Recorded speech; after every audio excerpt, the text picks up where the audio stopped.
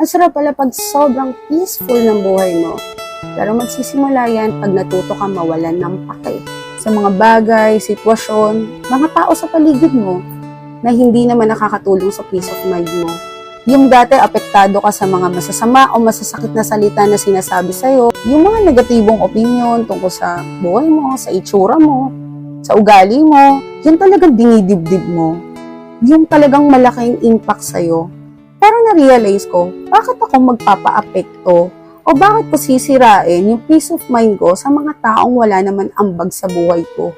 Simula na natuto akong mawalan ng pake at i-distansya ko yung sarili ko sa mga taong negatibo, sa mga taong toxic.